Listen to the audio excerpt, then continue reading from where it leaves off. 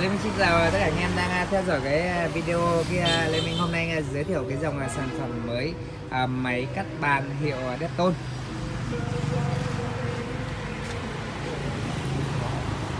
Cái dòng sản phẩm này bên em đang mới về. Bên em đang mới về cái dòng sản phẩm siêu phẩm máy cắt bàn hiệu Dettol. Dòng này thì dòng chính hãng của bên em đang phân phối, dòng này chính hãng. Và máy thì bao gồm máy này, gồm công dùng máy này dùng điện 220, dùng lưỡi 355, công suất thì 39.000 vòng tua trên phút.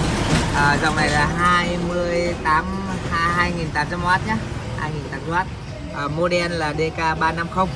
Thì dòng này là cân nặng 19 kg, tay dài, dòng cao cấp bên em. Gồm có phiếu bảo hành đi kèm. Dòng này chính hãng và bảo hành 6 tháng mọi người nhé. Thì những cái dòng sản phẩm này thì thuộc cái dòng cao cấp, dành cho tất cả anh em mà dùng anh em làm thợ mà dùng nhiều về trong cái công việc bên ngành cơ khí. Thì dòng này thì dùng rất là chất lượng và đảm bảo. Và dòng này cắt nghiêng 45 độ rất là ok. Nghiêng cắt 45 độ thì nó sẽ chính xác so với những cái dòng rẻ tiền hơn. Đế thì rất là dày, dòng chất lượng, tay dài, chắn bảo vệ đi kèm, chắn bảo vệ thì đi kèm. Cũng là dòng này thuộc dòng cao cấp rồi. Thì bên em đang về với số lượng rất là nhiều, bởi vì nó quá là chất lượng, cho nên là em khi mà bên em đặt hàng thì nó nhiều, bởi vì hàng chất lượng thì em sẽ lấy nhiều. Đấy là về rất là nhiều. Thì hôm nay em xin giới thiệu với tất cả anh em ở khắp mọi miền Tổ quốc cái dòng máy Dettol này, dòng máy cắt Dettol này. Thì hôm nay em sẽ test thử cắt cái V5, V5 ly cho này em xem. Đặc biệt thì dòng này thì cắt không có rung, không thể rung được rồi, và nó chất lượng. Em test thử que em test thì V5 ly cho anh em xem. Thì bên em thì chuyên bán hàng nên cũng là khá là uy tín rồi, và bên em là chuyên ship code toàn quốc COD. Anh em kiểm tra máy và nhận máy và thanh toán tiền về cái dòng máy sản phẩm máy cắt bàn Dettol.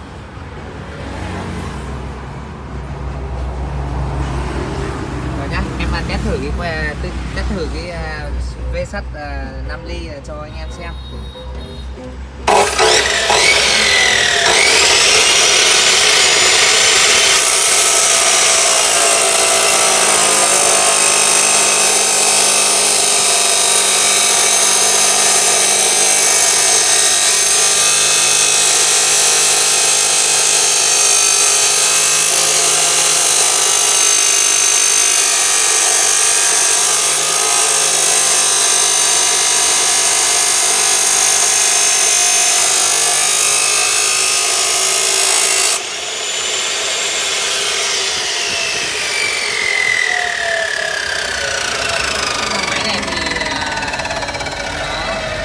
Rất là ngọt để dùng cho anh em thợ mà dùng nhiều á, dùng nhiều và dùng cắt V sắt dày. Đấy, này thì mua những cái dòng sản phẩm này. Đấy, V này V5 ly. Vừa rồi là em test cắt cái V5 ly này cho anh em xem. Dòng này rất chất lượng. Chung là anh em làm thợ thì nên mua một cái dòng máy sản phẩm mà chuyên cắt sắt, mà cắt sắt dày như thế này thì đặc biệt là làm việc rất là hiệu quả, công suất rất là cao. Đấy.